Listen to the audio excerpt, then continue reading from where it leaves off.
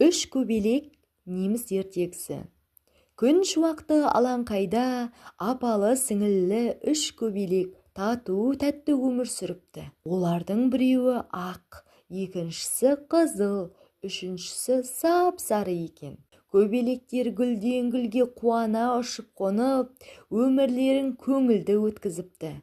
Бірде тасыр-тұсыр етіп жаңбыр жауып кетеді.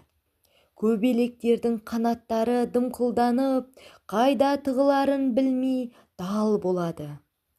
Ал себелеп жауған жаңбыр тоқтар емес. Малмандай су болған көбелектер Лалагүлге келіп, Лалагүл, бізді жаңбырдан тасалашы, деп өтінеді. Лалагүл: жарайды, ақ көбелектің түсі маған ұқсайды екен, мені саяласын. Ал қызыл сары көбелек басқа жерге тығылыңдар, дейді. Мұны естіген ақ көбелек: менің әпкелерім су болып жүргенде жалғыз өзім сенің саяңда қалай жайбырақат отырамын? Оларды да тасаңа тыға алмасаң, онда мен де отырмай-ақ қояйын, деп ұшып кетеді. Үшеуі ұшып келеді. Жаңбырда қоятын түрі жоқ. Қараса, үлкен қызыл қызғалдақ өсіп тұр екен. Қызғалдақ, мүмкін болса жаңбыр саябырлағанша біз сенің ығыңа тығыла тұрсақ бола ма? Қызыл көбелек маған ұқсайды, соны алайын қалқама. Ал ақ көбелек пен сары көбелек басқа орын іздесін, дейді қызғалдақ.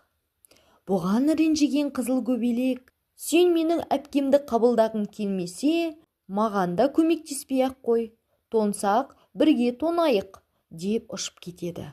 Қызыл көбелек қараса, алдарында үлкен сарғалдақ өсіп тұр. Олар гүлге жанына ұшып келіп: о, тамаша сарғалдақ, жаңбыр тоқтағанша сені ықтай тұрайықшы, деп өтініш жасайды. Жарайды, мен өзім түстес сары көбелекті жаңбырдан қорғай тұрайын, басқаларың өзге жер іздеңдер, деп жауап қайырады. Жоқ, сен менің әпкелеріме көмек бере алмасаң, мен де сені паналамаймын, одан да су болғаным артық, деп жауап қайырып ұшып кетеді. Көбелектердің бұл сөздерін бұлттың ар жағында тығылып тұрған күн естіп қалады. Күн көбелектердің өзара татулығына, ауызбіршілігіне қуанады. Оларға көмектесуге ұйғарады. Күн бұлттарды ыдыратып жіберіп, аспанға жарқырап шыға келеді. Жылы шуақтары мен көбелектердің су болған қанаттарын